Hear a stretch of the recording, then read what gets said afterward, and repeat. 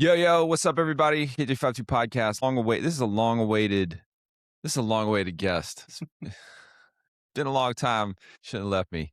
Where you been? No, I'm kidding. For those that don't know, this is my man Goldin Child. We go back. Trying to do the math here. I know you were 13. I always 30, remember it because it's the same 30, week I met Krista. 30. Is it really 32 years? Yeah, I just turned 40. Okay, so that would have been 1995? Does that sound right? 95? 94. 95ish? 94. 94? Yeah. Was that the infamous Outcast show? The infamous what was the place called? What was the venue? There was a name for it. The Youthquake building? What was the spot? Youthquake. That's what it was. The infamous Youthquake building. Should we paint the figure? Should we go back then? Should we take the time machine? All right. Is it really 94? I guess I was King J Mac back then, so I guess that probably was still 94. Okay, that makes sense. All right, so back in the day, there used to be this venue, and if I say venue, it was just a room. It's just basically a room right in downtown Fort Myers where your old church used to be at, and the place was called Youthquake. And there was a guy that would throw shows there. His name was Mike, a.k.a. the Sandman, and he would bring in bands. He would bring in anybody local, and but it was also kind of like, it was also where the youth group met, right? Yeah. Does that sound right? Yep. Okay. All right. So you were definitely a skater. Would you say you were a skater kid before you were anything? Yeah, I was. Is that your first tribe? Well, I mean, on that song we had on the EP, I talked about how, like, in that time, skate kids either listened to hip hop or punk rock. And I was one of the skater kids that listened to hip hop. Right. And so you'd have those weird moments like at that venue where you'd have rap kids hanging out at punk rock shows just because of the whole skate culture, which was weird, right? Well, my middle son has gotten really into hardcore, early punk, like that whole scene from that area and before. So me describing these tales of these shows back then, I'm like, yeah, I don't even know how people found out about it. They would just all show up somewhere, like from all over the state, and for like 100 kids jammed into a space to watch like 3 bands or something like that. But because the skate kids I grew up with, none of them listened to hip hop. It was all like, skinhead type stuff, things like that. It was music. Yes. So what was it about your skate tribe that gravitated to hip hop? Like what was it about hip hop that pulled you in, that you were like, this is my music, this will always be my music? Because you were young, you were 8th grade, you were a kid. Yeah, I actually listened to hip hop before I got into skating. Okay. A couple kids around the neighborhood I lived in were skateboarding. It was just, back then, you actually played outside. So, I like playing basketball and stuff, but some just really, you kind of know me. I'm kind of like, I like things that are almost like on the fringe. And at that time, skateboarding was very fringe. It wasn't mainstream yet. And so when I got to high school in 9th grade, I'd already been skating for maybe 2 years. And the majority of kids that I hung out with that skated listened to hip hop too. There was like one guy that was actually in a punk rock band, but the majority, my friend Billy, my friend Gino, my friend Brian, they were all in the hip hop music. So, yeah. So, but obviously early 90s, mid 90s, there's a lot of hip hop to pick from. It's still not mainstream. It's becoming mainstream. Mm-hmm. What was the one that you gravitated to? Like what was the group that you were like, they're writing these songs to me? Wu-Tang Clan, of course. Of course. There it is. I just wanted you to say, I already knew the answer to this question. But it was mainly like East Coast hip hop. And what was wild was, believe it or not, to this day, one of my favorite records is 93 to Infinity by Souls of Mischief. And which is weird for some people that really know me, because they're like, well, that's a West Coast group. But like that Oakland scene was a little different. Like Souls like Hieroglyphics. And Hieroglyphics and Far Side. It was just different, right? Sure. I don't know. It's just, and I actually saw an article saying that like the music you listened to in your high school years shaped you more emotionally, and there's an attachment to it more than like music you listen to from your 20s and on. So it would make sense. Definitely. Yeah. So definitely. Yeah. There is something about that age that locks it in. I don't know if it's that it picks you or you pick it, but either way, you can't take that. And probably because your brain is forming, and I saw some brain chemistry thing that's like where your memories are stored is actually where you experience music. So like these two, like, I can remember when I first heard that song. Like those two things are just intricately tied together. So that being said, I was just starting out. I was still King J Mac. I'm guessing I'm probably 19 years old, close to 20. I have no idea what I'm doing whatsoever. And I just started going into recording stuff. my recording was really just done to say I tried doing it, and definitely had a heart for ministry, but I'm still like, barely a couple years saved. That being said, I was taking any opportunity to rock a mic anywhere. I met Mike because he worked at the Christian bookstore and he had like a little magazine, and we just started. I was like, again, anybody that was doing anything, you were just immediately like, hey, let's like connect. You know what I mean? Yeah. And I think he said like, I'm throwing these Friday night party shows, coming do a couple songs. And I still have the video of this night somewhere. I have the footage Really? of this night. It is tough to watch. Really? It's really tough to watch. Yeah. Hmm. I have it on VHS. All I just remember is I kept pulling my Scully up, which makes no sense. I was wearing a Scully in Florida, and God knows how hot it was outside. Yeah. And I'm We had trying my like, best to rock the crowd. yeah, 2 weeks of winter in Florida. Right. I do remember there was a cut to you on the camera, and you're like you did something like that.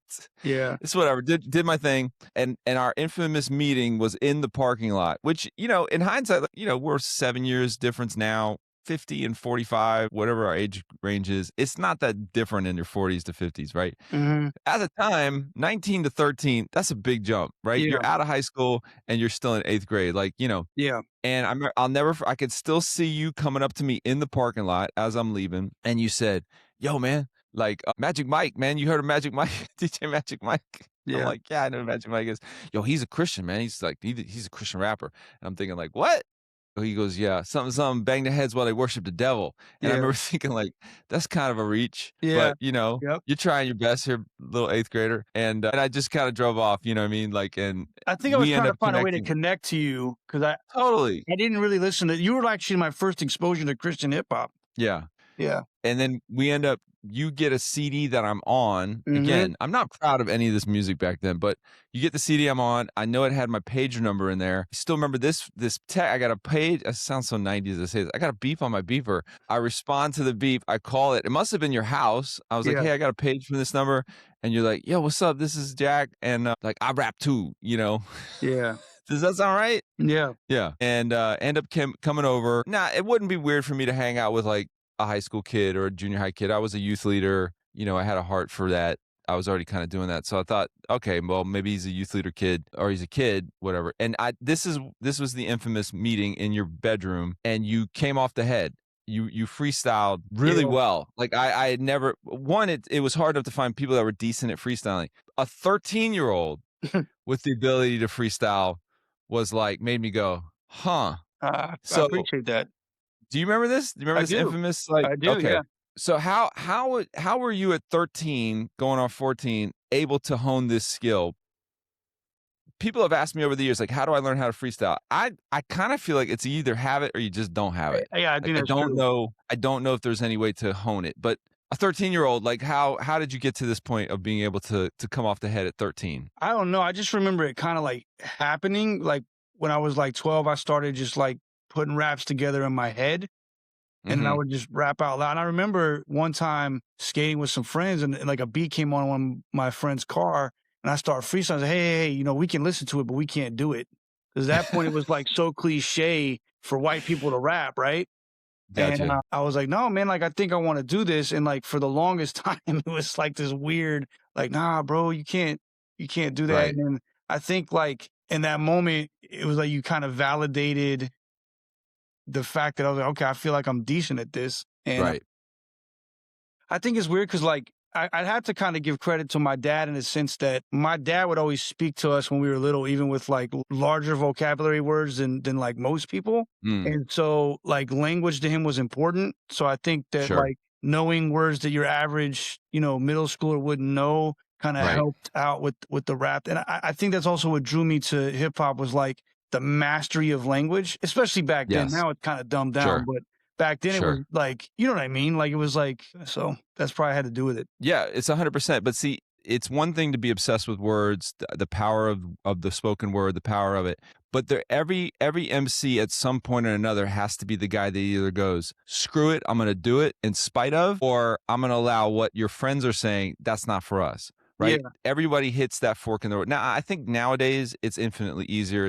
I mean, there's nothing stopping people. The putting yourself out there now, I'm guessing, would be a lot easier. Back then, there was a certain degree of like, I don't care what people think. I'm going to do this anyway. And that I don't know if that's just innate in somebody, or you have to muster up the courage to do that, or it's like a self-confidence thing, like, or you just fake it till you make it. You know what I'm saying? Do you get where I'm getting at here? Yeah. Like, where did that come from? Because I also know you were amazing. I'm sure still are an amazing artist. Like, you were an amazing cartoonist. You were as good, if not better, at the time as a cartoonist, as doing drawing, as you were, off doing music. Yeah, I was kind of always drawn to artistic things, Yeah, man, it's weird. Like, what's weird for me is, like, I don't know if you experienced this. I don't know if you've even had this conversation.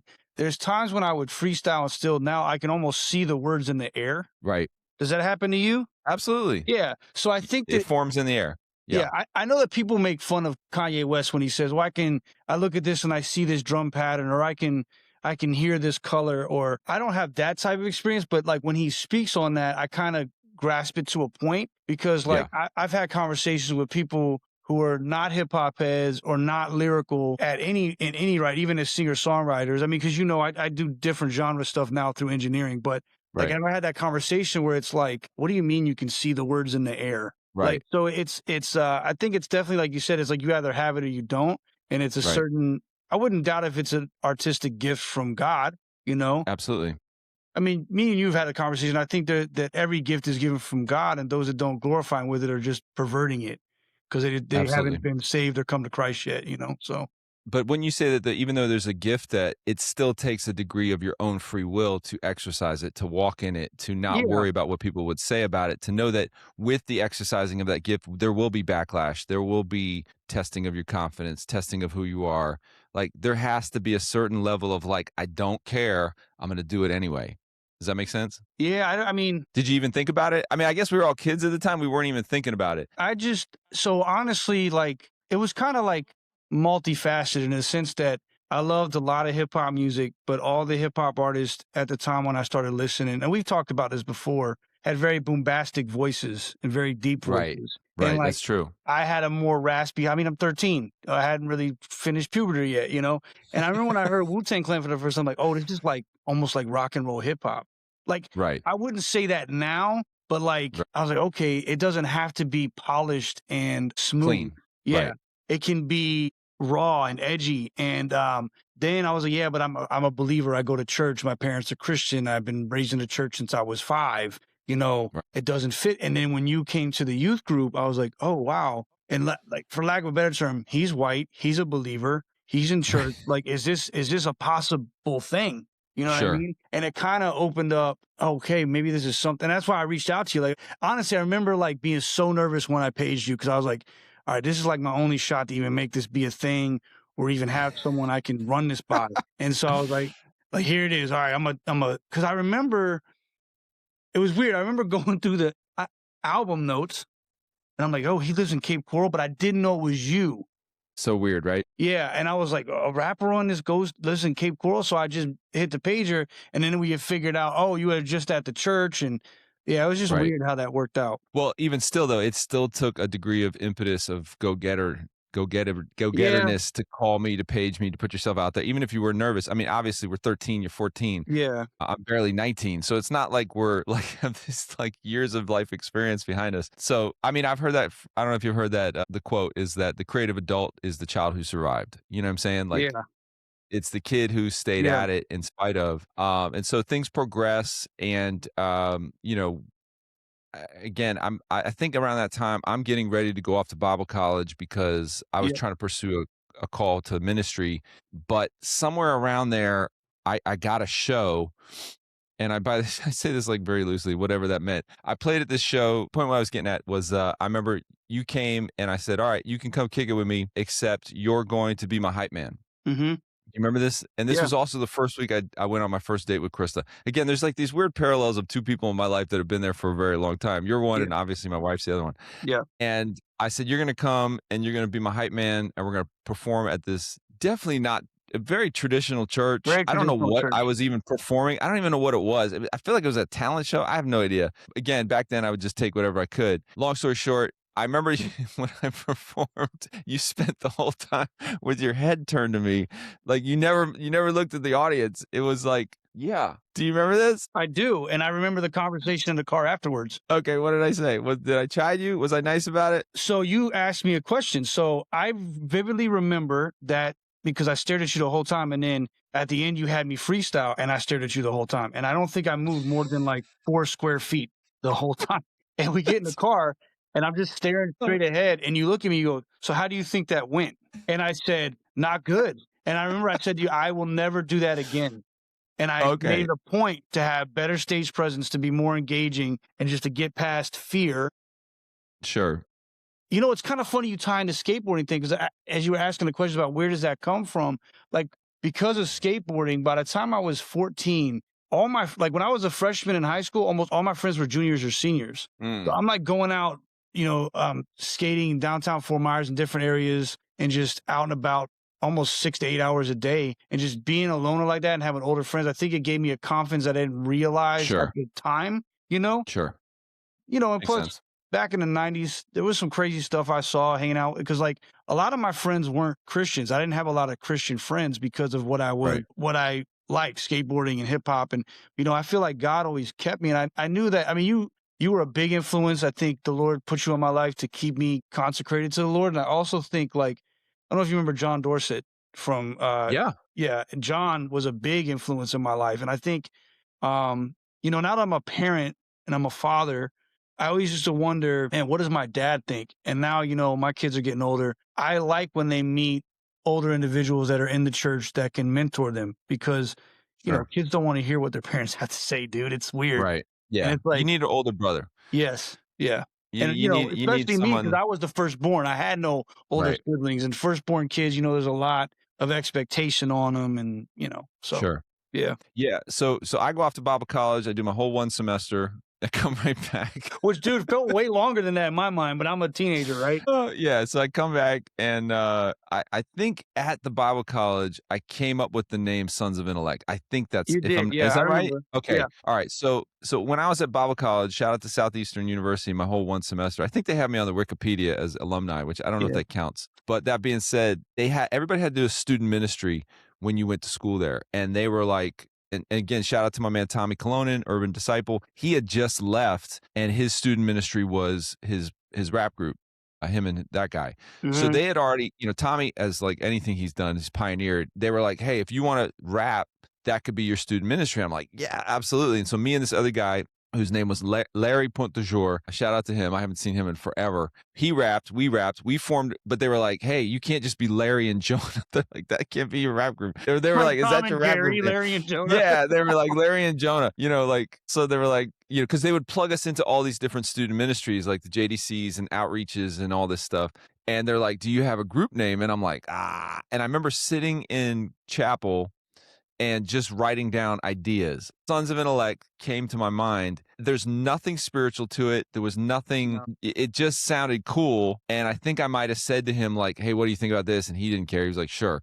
So Sons of Intellect, I think, became my student ministry name, you know, for what we did together. And then, you know, I didn't go back to Bible college. And I remember I was like, all right, hey, why don't we be Sons of Intellect going forward? You were, you know, a year or two had passed probably since we had first met. Your progression had gone, you know, faster. I think you had a drum machine by then. You would have had a drum machine by then. So by now it's about 96, right? 96 or so. You have that little drum machine, and didn't you have like a 6-second sampler? Does that sound right? Boss drum machine and a Roland sampler with 12 seconds on it. That's right. Okay. And you had the two things together. I can still see all this in my mind in your bedroom. You had your stereo sound system, and by that I mean it's like something this big. Was there like one speaker only? Does that sound right? Speakers stacked on top of each other because it was such a small space. Yeah. Right. And then you would just run everything through the sound system that became like your DAW. And from there, I think we just started working on music, if I'm not mistaken. I think that's when, around that time, I would go to a local studio and they would give me free sessions if I worked with the students. So we would work on ideas in real time. But because we were coming from like this really freestyle aesthetic, it would be like we had nothing written in the studio. We just go in and, like, as we did, you know, pass the mic or whatever. But I think around this time, it's got to be around. I remember the infamous Wu-Tang show in '90. That's the one, is like the first time that I think I have so many memories tied to this show. But I remember finding out that Wu-Tang was coming to play down the street from where Youthquake was in Mhm. our little town of Fort Myers. Yep. And I thought, there's no way. And it was Wu-Tang, it was Poison Clan, it was Mystical, and then a bunch of like random, and they put my name wrong on the flyer. My name at the time was still King J Mac, and they listed me as Kim J Mac or something like that. So we It's go MJ. and I don't even know if we were Sons of Intellect yet. Either way, it was just me and you. We opened up, we went Yeah. first at this show, and it was an absolute disorganized, absolute hot mess. Mhm. I have many strong memories of that night, almost getting jumped. What is your memories of the infamous Wu-Tang open up for Wu-Tang show in Fort Myers in 1996? I remember the sound was horrible, Yes, and, sound was bad. I remember Wu-Tang going out there and rapping a cappella 'cause the DAT machine didn't work, Yes, that sounds right. which caused them to get booed off of stage. One of the biggest rap groups in the world, good job, Fort Myers, booed them off the stage. That never made that made no sense to me. Why would you go to a show, pay for the show, and then I got the same buzz thing again. Why would you go to a show, pay for a show, and then end up booing the headliner off the stage? Yeah, it made no sense. Yeah. I think what was crazy to me was I don't think we were talking about Sons of Intellect, but I was still just kind of hyping for you. And then we had maybe one or two songs that we would do together. And Okay. I vividly remember that because that was the second show we did together. And the first show was actually at Mike Sandlin's event at Youthquake, and it was LPG. That's right. Yeah. That's right. You're Yep. absolutely right. But that show was interesting because it was an absolute disorganized mess. Yeah. The show was supposed to start at 7. They didn't have the sound system set up at 7:00. No. And Terrible. there was no security. People were just coming and going. I remember one point, one of the opening acts led the crowd in a chant of blank the promoter, basically. Yeah. I do remember that. Yeah, I do. It was Like, crazy, bro. but I don't. I think I was so used to chaos and everything we did that Yeah. I was like, it's just another show. Yeah. But this is my moment was I jumped in a cipher. I was the only white guy in the cipher, and I jumped in, and it was not received well. Were you with me when I that was happened? there. I was there on the That's outside of right. it. I saw the guy put you against the That's wall right. with it, yeah, Yes. and put his finger in your Yes. face. That's right. So Yeah. they all, as soon as I jumped in the cipher and I started to rhyme, it was like the entire 8 guys turned and pushed Mhm. me up against the wall, screaming, yelling, and I didn't realize you were there. I think you told me that I pushed you off to the side You to, did. like, You kinda did. protect you. I was Okay. standing right next to you, and when you went to jump in the cipher, you sensed the tension, and I remember you kinda pushed me a couple feet away, and then they closed in on you. I'm like and I'm thinking to myself, "What do I do if something goes down?" Because, like, That's right. I you know, which I mean, Yeah. and what's wild is I don't remember you've always had, like, a cool demeanor, and you kinda kept it, like, you weren't disrespectful, you're like, "Look, bro, I'm just" like, I don't remember the exact things you said, but I just remember your demeanor and how, like, you de-escalated it so quickly. Yeah, I might have been like, "I'm just here to rhyme," or something like that, Yeah, you know what I mean? And what was it crazy was was I don't remember you saying anything that would have been I think it was just the fact you were white, to be honest it with you. was. It was. Because there We were, like, a were bunch of 5%. There were probably some Wu-Tang affiliates or guys that came with right, them, and, right, you gotta right. think, man, like, New York 5% movement at that time, it was very, like, militant, you know? Very militant, very anti-white, very, well, I mean, Yeah, the core of the belief was that black man is God, white man's the devil. yeah, So why would you let the white man in the cipher uninvited, But the weird thing was I remember as fast as it happened, it was over and they all walked away. And I yes, never forget that like somebody's like, "Yeah, we disrespected that devil." And I just remember just sitting there like and I can remember like this short guy to the right of me. He goes, "You better go." I remember that. He said something like he was just like this little wise gremlin off to my right, like, "It's time for you to go." And I kinda left from that backstage, and I just kinda, like, hung out in the audience, No, and we hung then outside stage left. right, I and then I remember that. remember I met You God was kinda from the Wu-Tang, was just kinda meandering around along with Capadonna, nobody cared. He was outside the bathroom, some group was up there, and I said, "Hey, what do you think about them?" And he just went like this, like, thinking like, this whole thing on paper was just destined for destruction. Mhm. And but I found you kinda disappeared in the room, and then I found you again, and you had told me that you had been actually ciphering with them, right? Yes. With Wu-Tang or at Yeah. some point? Mhm. Okay. 'Cause well, And they do you offered you a remember Polo? Heineken. Do you remember Polo Yes. Abassi? Absolutely, Polo was absolutely. at that show, and that's when we met him. And Okay. then me and him were rapping, and then you got and Cap walked up, and I mean, my relationship with Polo grew from there. And I mean, rest in peace, Polo. He passed away of cancer. Actually, the year I Right. got married. You remember? I don't know if you remember Neville and all those guys that were like part of that whole Yeah. crew. And Totally. what was their rap group name? Because they ended up being at like every show we were at after that. Remember that? Well, there was only like 3 groups in the whole town, Yeah, so yeah, it's yeah, yeah. Yeah, everybody that's wound true. up at everything That's eventually. true. Well, I remember you just popped up out of nowhere and you're like, "Hey, I just freestyle with Wu-Tang." I'm like, "Really?" I was like, "How'd it go?" He goes, "They offered me a Heineken." I'm like, "You didn't drink it, did you?" He's like, "No, but it was yeah." You're just like, I I'm do like, "Why?" remember 'Cause that. I'm like, "I got jumped. You freestyle what you got. I guess it's been a good day." And then eventually they got up there. They got up there and he tried to kick an acapella and he got booed off the stage and then the whole thing was over. Like just that fast, the whole night was over with. Yeah, And it I was just remember crazy. thinking I was like, man, whatever thought I had of mainstream shows, they are an absolute debacle. You know what I mean? I'm like, I'm trying Dumpster to be a fire, light in bro. this. Yeah, I'm like, I'm trying to be a light in this world. And I'm like, this is not easy. I'm like, ethnically, I'm already got a strike against me. Spiritually, I'm a Christian with surrounded by 5% mindset, and I'm like, and I'm trying to keep track of this teenage kid, which is insane to think that too. Like I'm in charge of you at these like really bad environments, and it just became what we did for the next couple years, right? Oh, Like yeah, I it was mean, crazy. there was, we went to South Beach and opened up. We were supposed to open up for Beat Nuts. That was the infamous, introduction to about Eminem freestyling on Khaled's radio. There Mhm. was the infamous Tribe Called Quest booed off the stage. I talk about that one all the time. There was the De La show when we opened up for De La. That one actually went pretty good. There was the infamous Mobb Deep and Outkast and Lil Kim out in the middle of nowhere Yeah. at the reservation. Actually, those were 2 separate shows. Right, Same totally. promoter. Yeah. Right. I mean, we did this for a good year or Yeah. 2, I remember you that know Miami show because I remember freestyling on Khaled's show, and then, like, when he blew up, I'm like, "That's crazy." That I remember when he Right. had his pirate radio, and remember Chino XL was there, Chino XL, and he he talked was. to us, and, He that was did. dope. It was just wild, man. It was to think about some of the places we went and people we met, it's kinda surreal now. My wife It looked at really me and is. she's like, "You realize that you did more before you were 21 than most people have done their whole life?"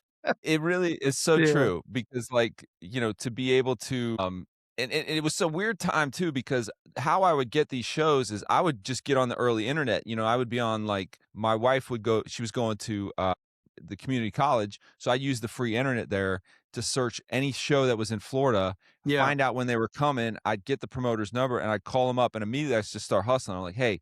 Here's who I am. Can I send you my demo? I said, I'll help you promote the show. Yeah. And 9 times, actually every single time they were like, sure, I remember and I'm that. like, I guess we're gonna go to Orlando and open up for Yeah. Tribe Called Quest in the middle of Beats, Rhymes, and Life, and Yeah. like, just for me, it was surreal because these were groups I grew up listening to. And I say grew up listening to, it's only like 6 years prior. But, there was let's talk about the infamous Tribe show because that was a definitive change for me, I think my for us, methodology. I What's mean, that? I would say for us though, because like I know you Sure. made a definitive decision, but like at that time we were a group. Right. So I mean you led the group and I think Yeah. that, that definitely changed how we viewed things, I believe. Sure.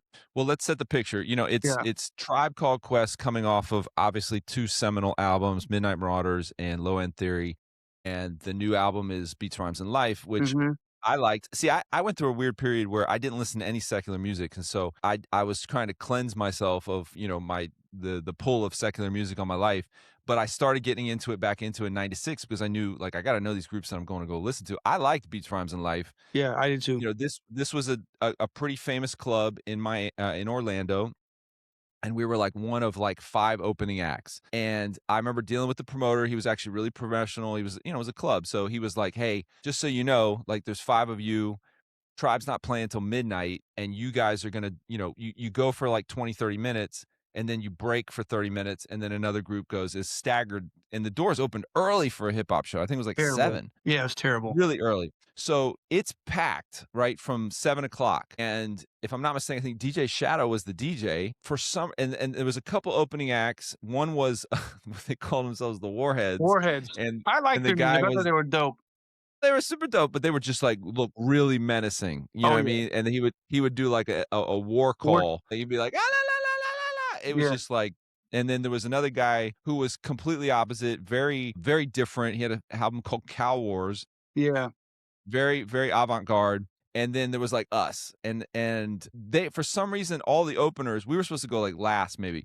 All the openers went back to back to back to back to back. And the promoter freaked out. He was like, I told y'all, he cussed everybody out backstage, and he's like, Sons of Intellect, you're not going on for an hour. And so the crowd just sits there and stews for an hour. No one's telling them when Tribe's coming on. You know, my man Jeff was backstage just being a goofball. And I've talked with Jeff at length about this. And I was like, hey, Jeff, we do this like freestyle thing where, you know, he beatboxes and I pull out fake turntables. And I remember Jeff going, don't do that. Don't do that. Yep. And me and my brazen arrogance was like, nah, this kills. Like, everywhere we do this, Goldinchild's dope with the beatbox. You know, it's like creative and we're making a turntable and a DJ. He's like, don't do it. And I'm like, you don't know what you're talking about. And so like the first song we do, you know, was like, people were kind of like, all right, whatever. They didn't move, they didn't whatever. But all the stuff was left on the stage from the previous guy. And we got to the second song again. And I think it just kind of was like, and then we got to the beatbox. And, you know, we start doing the beatbox. And all of a sudden, it's this little pocket of booze and stuff starting to go onto the stage, right? And I think I just tried to keep going. I was like, nah, just still get it. You know, keep at it. And it just erupted. I mean, there's nothing compared to about 800 people that hate your guts. There's nothing. And I couldn't, for the life of me, I couldn't understand, like, what are we doing wrong? You know what I mean? Like, this is like, you know, I was like, it's creative, like, you know, but I think they were just irritated at this point and had enough. And they'd really been standing there for hours, probably. Yeah. I also think that's what I remember. What do you remember about that infamous night? Well, like I said in your documentary, like, I vividly remember us standing backstage at that side stage where like you walk in, and I remember the DJ going, after 45 minutes of waiting, right, who's ready for Tribe Called Quest? That's right. And I'm like, he hyped him up. Oh man, as soon as it happened, I'm like, this is not going to end well. And he's like, all right, they're going to be up a little bit, but right now we got Sons of Intellect. Like, who? You know what I'm saying? And we walk out there, and the look on the crowd's face is like, what? Man. And I remember, other than what you're about to say about your stance with the Lord, I remember that, hey, you saying, whenever we do these shows to be openers, I'm going to request to go first. I said that? Yes. And okay. So much so, I don't remember that. So much so that when I started doing all this stuff with Lost Cause, like we did the Wiz Khalifa show, I was in my 30s. And I requested to go first because nobody, you know how it is. Who wants to go? They're doing the set list literally day of, which is the dumbest thing ever. Right. And they're like, who wants to go first? And without even hesitation, I was like, we will. They're like, really? I was like, yep, we'll go first. Because I remember a couple shows after the Tribe show, other than, and you'll get into how the stance of what we did changed. But I remember we left a couple shows and you said, you know, us going first, the crowd, he goes, unless, you said this, unless you're really bad, the crowd won't boo you. Right. If I said that? Yes. You're like, if you're decent enough, they'll listen. It's the first act of the night. They're kind of warming up to everything. It's very rare for us to deal with what we dealt with at the Tribe show. And that was true. Wow. And then ever since then, any quote unquote secular gig I did with Lost Cause or solo, if I went first as an opener, it was great. So I took that away from that night. Yeah. Okay. Well, so this phrase I'm about to say has been an age-long debate, right? Yeah. It's still a debate now, all these years later. It's the Christian who raps or rapper who's a Christian. Christian rapper versus rapper who's a Christian, right? Yeah. If I was a plumber, would I use a Bible to fix my plumb? And this is an age-old beat. I think at the time we definitely had the mindset of, we're just hip hop. We happen to be Christians. We're going to go and we're going to wow you with our skills or our abilities. And then we will have a conversation with you afterwards. It was like, get their respect first, then do ministry.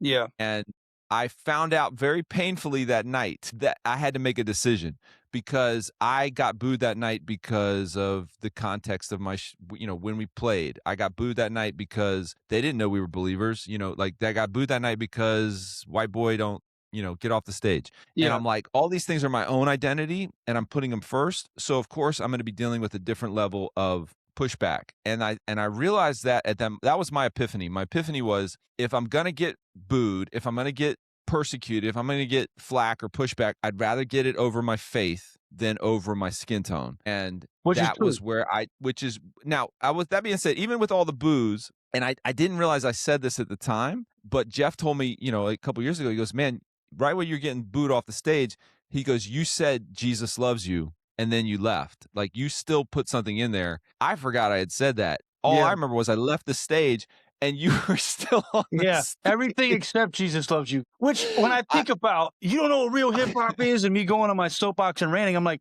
They're at a Tribe Called Quest show. They know exactly what real hip hop is. Well, I must have, like, at some point, I must have just called it. I was just kind of like, hey, let's go. You did. You know what I mean? Forget the rest of the songs we have left. You Let's just picked get me off the up and stage. physically removed me from the stage. Well, I think I left and realized you were still on stage, basically yelling at the crowd, like, you don't know what real hip hop, I'll battle anybody in this room. I did say that. Wow. I'm like, he's gonna die tonight. And I guess as what you're saying, I picked you up and I basically pulled you off stage. Yeah. And I remember coming back in the backstage and I'm just, because this never really happened. I've never been like that booed. And just being back there and then Consequence from Tribe Called Quest must have saw it or whatever. And for some reason I still remember he had on blue sweatpants and he said something like, oh, y'all got booed or whatever. He's like, don't stress it. You know, you guys are dope or something like that. Yeah. And I remember that. And I remember, but I just remember feeling so bad about myself about the whole night that I'm like, hey, let's just go home. You know, let's just get in the car. And, you know, we had a 3.5 hour drive back. We didn't even stay to watch Tribe play. And, but I do remember in the parking lot, you know, somebody stopping me and you. It was a girl, I think, maybe. And she's like, you guys are Christians, right? I'm like, yeah. And she goes, you made my whole night. I don't need to see Tribe. And that was the only redeeming piece of that night for me. And I think we drove back in just almost like total silence. Almost total silence. Yeah. Like 3.5 hours. But that's when we had the conversation that you just brought up about, I mean, because you were like, man, we gotta rethink what we're doing. Yeah. And I didn't think you meant it from like a logistic standpoint or like a creative standpoint. I think it was like a moment of what are we really doing this for? Right. You know? True. Yeah. It's true. I think I dealt with the consequence of doing it for self to an extent. You know what I mean? Like, I don't know if I was doing it for self. I was like trying to do it for self and for God at the same time. And, you know, you can't mix the two. Yeah. And the redeeming part was I had asked to open up for De La Soul, which was down the street from where I grew up in Ybor City. I had put in to do that opener and hadn't heard back. And the guy who, you know, we went on to be homies with was Russell. Yeah. He was like, hey, you guys want to open up for Tribe Called Quest? I'm like, for De La Soul. And I'm like, yeah. And we ended up doing the De La Soul show a couple weeks later in Ybor City at the Masquerade, very famous club. Still famous. Very famous, yes. And I remember consciously leading with that first thing out of my mouth on the stage. It was something like, we're not here to preach anybody. We just want to tell you that, you know, God loves you. We're Christians and we're going to rock this set or something like that. Yeah. And I just remember there being a shift in the crowd. Like they were just like, huh. Like they didn't really know what to think about us. But I'm sure I asked to go first and we had no problems that night. Not at all. And it made me realize I was like, okay, that's the difference. It's how you start, you know. Yeah. But anyway. Any of those, I got to dip out here in about 5-10 minutes. Do any of those shows from back then stand out to you? You know, one that was like, this is a core memory of mine, or, you know, one that was better than others, you know, because we had a lot. We had a good couple years of doing that type of stuff. Yeah, I mean, all those shows I have vivid memories of. I just remember the feeling I mean, when we did the De La shows, the De La Soul show, I was kind of apprehensive, man. And I was like, man, I don't want to use the word trauma, but like, dang, dude, I don't want to go through this again, you know? And that night, the whole vibe was like different. It was. And, yeah. And it was, and you know, Russell's such a good dude and it was a dope show. Like that one really stands out to me. Right. The show in Miami was weird because of how the club was. And like I was underage and wasn't even supposed to be there. Right. And I'm rapping at it was just weird. That was a weird show because whoever wasn't the name of the group like NFA or something? The guy, that was it. Yeah, they got us shirts and everything. Put us up in a hotel, which was weird because that didn't happen a lot outside of church, you know.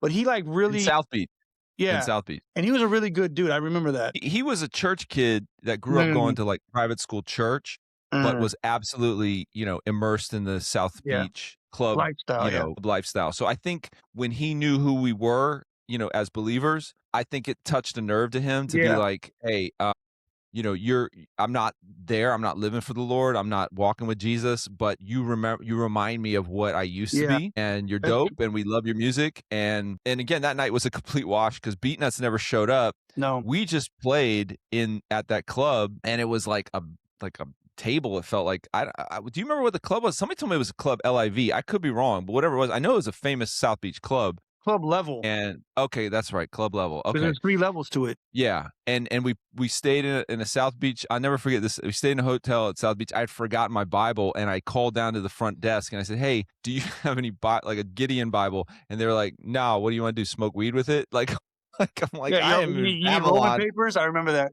Yeah, they thought, is it you using it for rolling papers? You want to use the paper for the Bible for Yeah. rolling paper? I'm like, man, and I grew up in Miami to an extent, but I'm like, I think there was a part of me that was just like, you know what? I got to get out of here. This was the other version of like, everybody was so wasted that I'm like, Yeah. we can't even really connect with the crowd because they're just gone. Yeah. Anyway, that being said, I want to touch on really quick something you and I were talking about, which was, we're going to jump ahead. We definitely need to do a part 2 of all those Okay. tour memories and stuff like that. But you and I got on a conversation about AI, right? Yeah. Because you had sent me 2 tracks. Do you want me to go ahead and play those tracks? Yeah, that's Hold cool. off. That's up to you, man. Hold on. Hold on. Okay. Hold off on it, yeah. Okay. All right. Well, we got in this kind of discussion about AI. Now, so let me just tell people a little about you. You definitely stepped into the production world for years. Yeah. There was a period where, you were very close to being a thank God you weren't, but a Puff Daddy ghostwriter, ghost producer. Yep. Amongst many other things that you had hookups for. Yeah. So you have been living in the engineer world, the production world. You're on staff at a church now as an engineer. Amongst your many talents, whether it's haircutting, making beats, skateboarding, cartooning, emceeing, freestyling, now you're an accomplished engineer, sound guy, right? But did you catch the producing bug again? Is that what happened? Yeah, because, well, what had happened, and this would be a dope thing to do, but my son started making beats. That's right. So That's right. I was still making beats on and off, maybe like a couple a year, but I really fell in love with engineering and studio engineering and just that aspect of creativity. But I came home one day and, my homie Steve was living with us at the time. And he goes, "Hey man, Aiden's been making beats." And I remember I go to the refrigerator to get a drink. Aiden's 12. I'm like, okay, cool. Right. Like whatever. And like, he goes, "No, bro, you need to listen." I said, "What's he making them on?" He goes, "He's got this thing on his laptop, which was not AI. It was something called Soundtrap. Now it had preloaded samples, but I'm a sample guy. So like he plays a beat and I'm like, "You made that?" He's like, "Yeah." And I said, "Make another one right now." Because I didn't believe it. He's 12, which is funny because that's like me not believing in what I like. You met me when I was 13. I was already making. It's just weird how God's like, "Really, man? You're gonna say your son like okay?" So I watch him make this beat in front of me, and I'm like, "Yo, this is crazy." So I literally go upstairs and I break out the MPC. I showed him how to make one beat, and you've seen the videos online of him making beats. It's crazy. They're Super insane. dope. And I'm like, Yep. What the heck, dude? So because of that, I really started getting back into beats. And then, of course, with AI music coming out, at first I was kind of against it until I started messing with it and realizing the potential in it and that there is creativity in it. Okay. So I'm going to say the other side of the argument that people say, it's not really doing it because you're skipping all the process. You're not actually taking the time to learn the skill, that you're using voices that aren't actually even human voices on it. Like it's a robot. The robot, doesn't have the algorithm, doesn't have the spirit of God. We should be creating from the spirit of God. David wouldn't have ever written an AI song, blah, blah, blah, blah. So how do you rectify, and there's a lot of Christians that are taking heavy stance, a lot of Christian organizations, blogs that are like absolutely no AI created music. What's your thoughts on that? So I think if you're just going to open up an AI music app and type in, "Make me a worship song about how Christ is king," and you just put out whatever AI gives you, that's whack. Okay. But okay, hold on. But what do you say to the person that just wanted to write something that's on their heart, that is never going to learn how to sing, never learn how to songwrite? They just want to express themselves, and had it not been for this, they never would have been able to. What do you say to that person? I don't think there's anything Are they wrong disqualified? I don't think there's anything wrong with that. And here's why. I've rapped for years. I've dabbled in wanting to sing. My wife says I have a decent voice. I don't believe her. And fun little fact, you probably know this, but the audience may not. I love folk music. Like 70s, 60s, 70s folk music. So this is what led me down this path of messing with AI. I had a bunch of poems I wrote that weren't really raps. So I said, man, I wonder if I can make these folk songs. Now, with my engineering background and my background of music, I would say I want it in this key, this arrangement, this time signature, these instruments, start 4 bars with this. So it's much more detailed than like someone just popping in, you know, your prompt. But to hear poems I wrote and envision his songs as actual songs, I'm not gonna lie to you. Sometimes I'd sit there and just cry. Sometimes it would actually minister to me. So do I think AI is soulless? Well, yeah, it can't have a soul. It's AI. But what you're writing has a soul. Yeah, that's true. If you're pouring your heart out, just because you're not the now with the steps that what me and my wife are doing now, we just had an artist here at our house. We just recorded 5 songs in 4 days, and she arranged everything in AI. But the way AI is working now is you can use a microphone to hum melodies, to beatbox. You're basically building it. So the way I look at that type of AI production is how Quincy Jones would be in the studio. Quincy Jones plays bass, but Quincy Jones says, "Hey, drummer, play this." Hey, guitar player, play that. And then they arrange it, and then they take 4 bars from here and 8 bars from there. That's what I was already doing with my MPC production. I would make production in 4 to 8 bars. Now, I think it's a little bit easier for me because everything I did was sample-based. So I was stealing to begin with. So I was taking someone else's soul to begin with. I mean, if we're going to be real about it, let's be real about it, right? Where now I'm working with a producer out of New York right now, and I won't name names because I don't know what's going on with that. But the big name behind his name is like, hey, we can't sample anymore because the clearances aren't worth the money because streaming doesn't pay. So this cat starts using AI to make 60s style records to then sample and speed up and chop up. So to me, it's like, in the sample idea, it's just a continuation in the next step in that way of doing things. You understand what I'm saying? Absolutely. Now, I mean, my songs, my wife's using AI for songs she's done that already have melody. I mean, we put a demo in there that we tracked with a friend of ours with just acoustic guitar and her singing. And then we built a whole song around that we were able to break down and stem out. And now we're working on that. So I think when you don't have, you know, the resources or the money or know all the musicians, like, I think it's a great tool to put music out. Do you think it, but overall, do you think we're actually cheapening the process? I mean, obviously, when we started, you know, there was a degree of like you had to save up money, you had to be really committed, you had to be, you know, work on your stuff. Like we were doing the 10,000 hours when nobody else was. Okay, so I hear that. My pushback to that would be, I mean, I used to have to dig through breakbeats to build my drum tracks and dig through sample after sample after sample. Now I see these producers that have little thousands of drum libraries and they just scroll through till they hear the right snare. They don't got to search nothing. So for me to say, oh, well, that's not real production. Well, in today's world, that's real production. Sure. I have absolutely. I've sat with producers where, I mean, you know me, I'm kind of an old head in some ways, and I wouldn't say anything, but like, man, that's not real production. He's not digging in the crates. He's not chopping the drums. He's not learning how to match up, because now you can use Splice. You can use all these things and just drag and drop, and it's automatically the key you set in the DAW. Was that cheating? The irony is someone looked at you back then and said you were cheating because you went through somebody else's music and took their stuff. Yeah. They took the time to learn how to play, to record. So every older generation looks at the previous generation and go, you didn't do it the way I did it.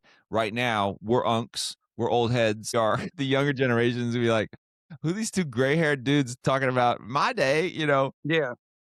Well, I definitely agree with you. I think we should end with this, which is the point is that I've found there's like a new resurgence of all things 90s, right? This, I find it incredible. Like my son loves 90s hip hop. He probably would listen to 90s hip hop over any other era. I found a new resurgence of millennials that are like, nah, I'm not doing trap music no more. I'm doing boom bap. Like they all want to do a boom bap.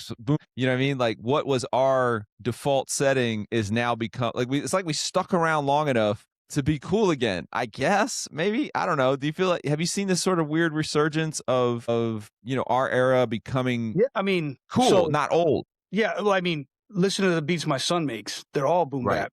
And like he's gravitated towards that. It's not like he likes it because his dad does. Right. You know, because other stuff I play him that I dig, and he's like, ah, that's kind of whack. I'm like, okay, so he definitely has his own. He definitely has his own opinion, right? Sure. I know you got to jump off because you got somewhere to be. Like, I would love to sit down again and talk more about this because, you know, there's aspects I didn't really get into about how my mind changed on AI music and how to use it. I mean, if you'd asked me this 2 years ago, I was like, nah, man, it's not real. It's not. Right. I'm not doing it. And now it's, I do it a lot. Well, I would say to those that feel it's not biblical, it's not a soul, I would just say that the scripture says, if we shut up, the rocks will cry out, and those are inanimate objects. So Jesus, God will use anything to his glory, whether it's a robot, an algorithm, and that I would say the average person, the average listener, the average consumer doesn't care how you made the burger. They just want it to taste good. That's all they care about. That's it. So and that's the conversation people don't want to have. Right. This is like Jeff Goldblum in Jurassic Park. Life finds a way. And, the music industry is going to find a way. It's just that simple. It's what it is. So let's end with this. We are going to do a part 2, maybe a part 3. Maybe this will be a 7-part series. But I like to end my podcast with this or that. So you have to pick one or the other. Okay. I'm going to pick 5 things. All right.